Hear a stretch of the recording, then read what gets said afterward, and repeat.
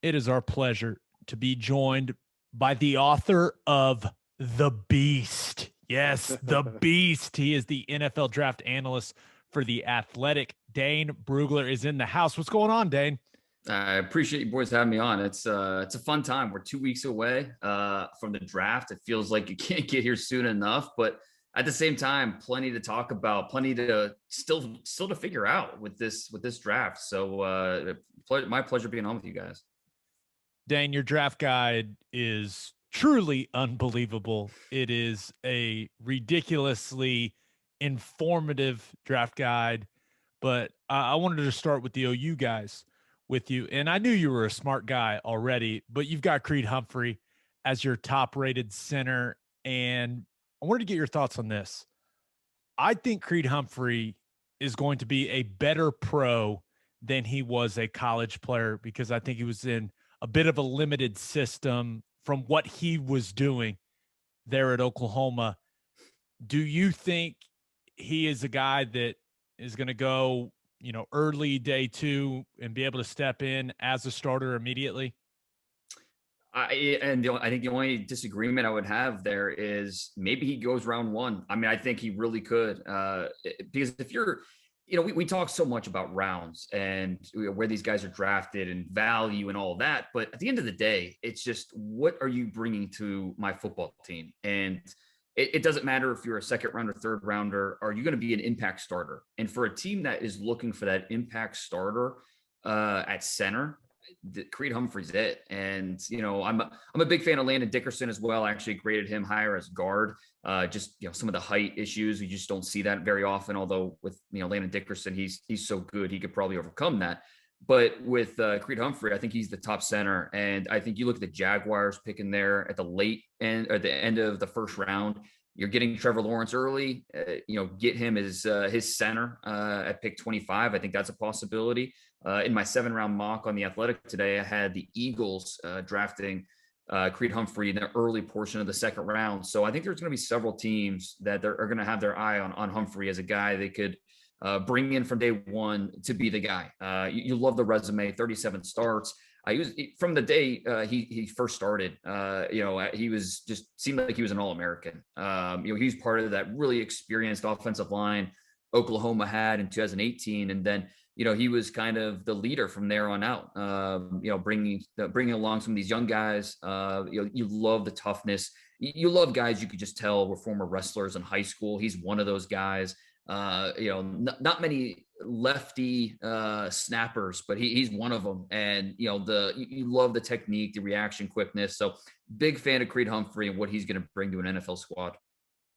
We often talk about offensive line coach at Oklahoma, Bill Bedenbaugh, and Right. the track record that he's got recently of putting guys into the NFL. And when you see so many of those guys starting, playing well in the league, it seems like the reputation of offensive linemen coming out of Oklahoma would be pretty good. Is that what you hear whenever you talk to NFL guys?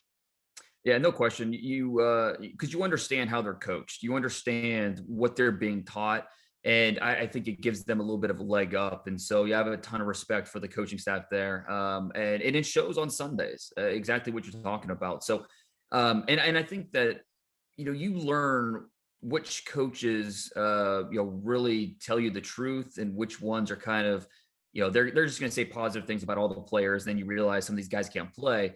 I've got a lot of respect to that. In my interactions with the Oklahoma coaching staff, they've been pretty upfront with me, off the record or on the record, and everything on the record and off the record about Creed Humphrey has been just glowing with the way he carries himself, the competitive toughness, and so a guy like that who plays through injuries, he's so uniquely powerful.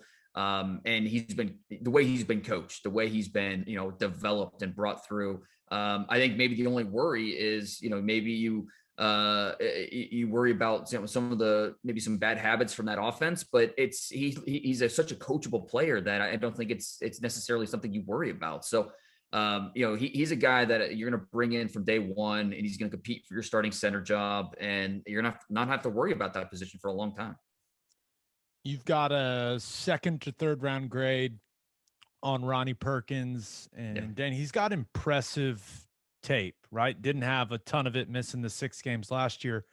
But is the thing that's kind of holding him back is the fact that it's kind of hard to project what position he'll play in the NFL. And I guess he also lacks elite measurables, right?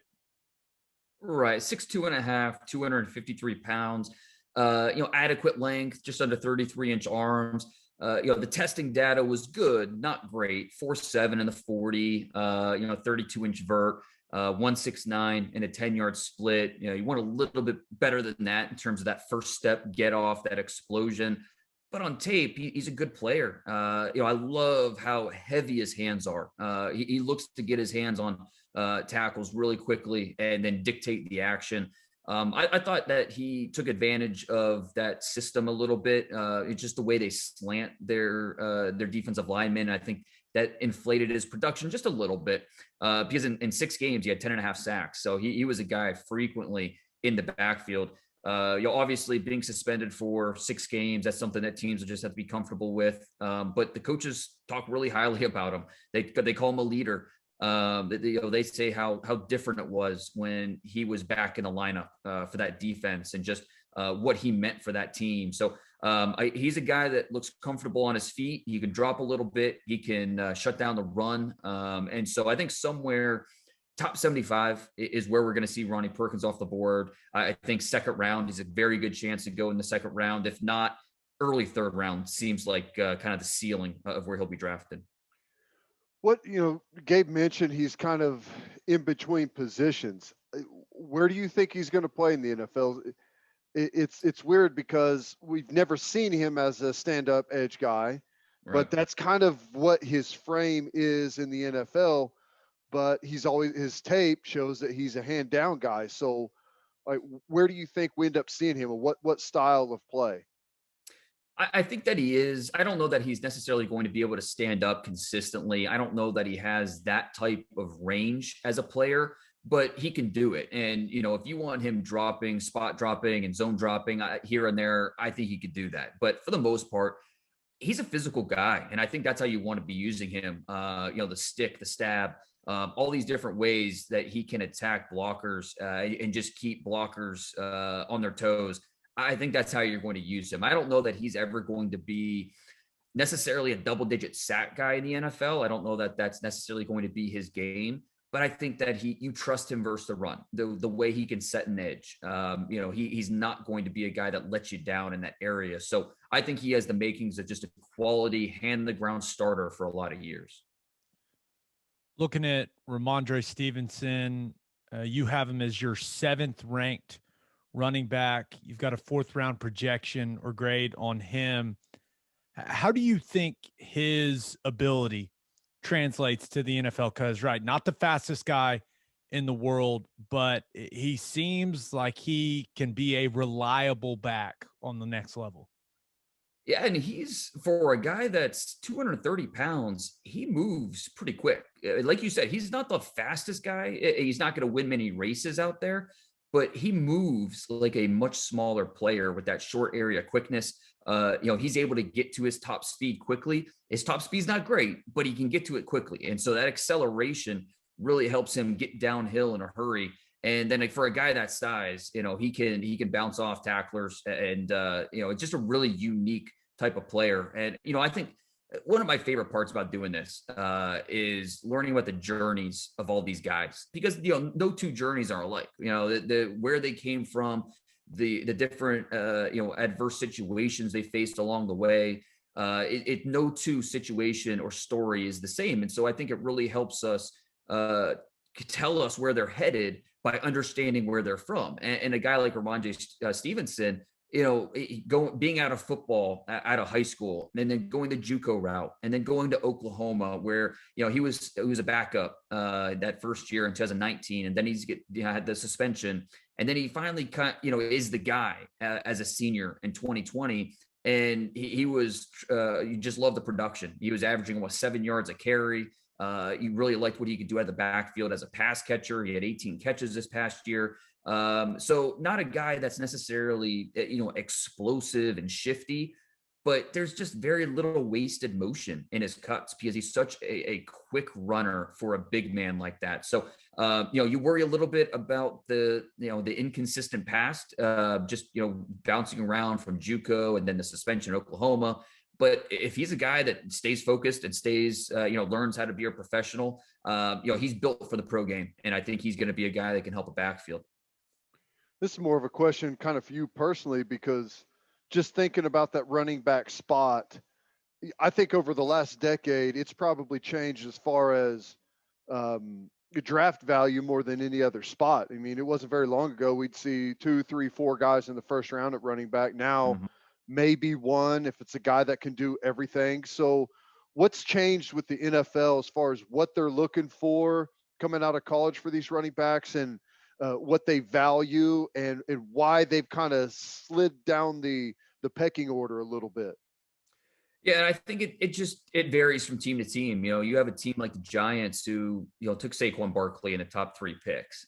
Meanwhile, there are some other teams that wouldn't even consider a running back in the first round. And I think it depends on the makeup of your roster and where are you in terms of your team needs. And you look at the Steelers, for example. They have a small window here with Ben as their quarterback, and to go for it.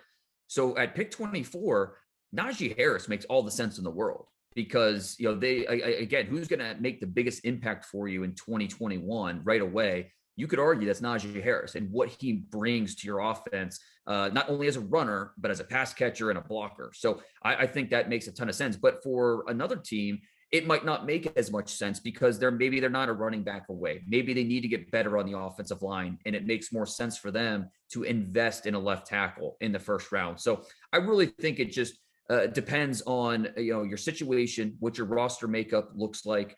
And I think the running back gets dinged a little bit, and I can understand not paying a running back that second contract. That's a lot of money. I understand that point of it.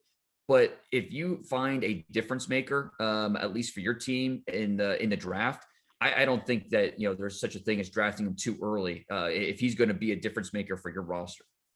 You've got a 4th round grade on Tre Brown, and there's no doubt he's got the speed, right? But he's not the ideal size. Now, it seemed like he had a decent week there playing the nickel at the Senior Bowl and did some good things. But how do you kind of view Tre Brown, and where do you think he fits in an NFL defense? I think he's that ideal nickel that you're looking for, because he is tough. And it was fun watching him Senior Bowl week. I was in the stands, maybe 15 feet from him, and he did not back down from anybody. And it was a lot of fun to watch him go out there and compete. There were a few times where the lack of inches showed, but more times than not, he came out from the battle as a winner. So, and then you watch the tape and you see a lot of the same things. A really outstanding athlete, ran a 4.40 in the 40-yard dash at the pro day, 38-inch vert. And then, you go and you look more and more and you see him make some big time plays in the biggest moments. The 3 Big 12 championship games, the last 3 years, sack safety in 2018. He had that big touchdown preventing play in 2019 against Baylor. And then he had the interception this past year that sealed it against Iowa State. So he's a guy that just has been making plays, and the size isn't ideal, but if early day 3, I'm looking for that nickel, that feisty corner who has athleticism, who has compete skills, the physicality that he plays with. I love how he plays through the hands of receivers. So even when, he might give up the catch point, he doesn't quit ball searching. He's always looking to get it out. And so the athleticism helps cover up some of the lack of size with him. I love the aggressive play with Tre Brown. So somewhere, I think early on day 3, a team looking for that nickel corner, I think they're going to be looking at Tre Brown as being a viable option for them. If all of these guys, these OU guys, end up falling within your window, who do you think is the best value play? Is it Creed Humphrey right there, maybe the end of the first round, early second? Is it a Rhamondre in the 4th round? Who do you think if they fall in the slot that you predict is the best value for an NFL team? You could make an argument, really for all these guys. I mean, because Creed Humphrey, again, we spend so much time talking about rounds, but if he comes in and he's a lockdown center for you from day one, and you get him at pick 36, I mean, that's a tremendous value and what he would mean to your offense. So Creed Humphrey certainly qualifies. Like a Ronnie Perkins. This is a really interesting pass rush class. We don't have that Chase Young this year. We don't have the Bosa brothers. We don't have Myles Garrett. We don't have that top 10 pass rusher, but there's just a logjam of talented yet flawed pass rushers in that 20 to 75 range. There's a lot of these guys. Whether you're talking about a Jason Oweh from Penn State, who's the freakiest of the freaks when you talk about athleticism, but 0 sacks last year, and different teams. How does that happen? What he ran like a 4.3 and had 0 sacks. To fall into a couple of them. Well, and honestly, I mean, you watch the Indiana tape and you see the guy. He is disrupting the backfield, and I think it's very strange that he didn't have any sacks because he was disruptive. He had a ton of hits on the quarterback. He just didn't get home quick enough, and I think when you factor in. He was a big basketball player. He never played football until his junior year of high school. He's still learning how to, patch moves together and set up blockers. Some scouts say that, he just doesn't have the instincts, and that's not something that's easily coachable with him. Others say he's going to get there. So, but that to my point, these pass rushers, they're all kind of flawed. And so for like a Ronnie Perkins, if he's available at pick 72, I love that value there for him. If he might get pushed down a little bit. So I think Creed Humphrey and Ronnie Perkins, those two guys could, if they end up going in the early 30s, early 70s for Perkins, that would be awesome value for that team.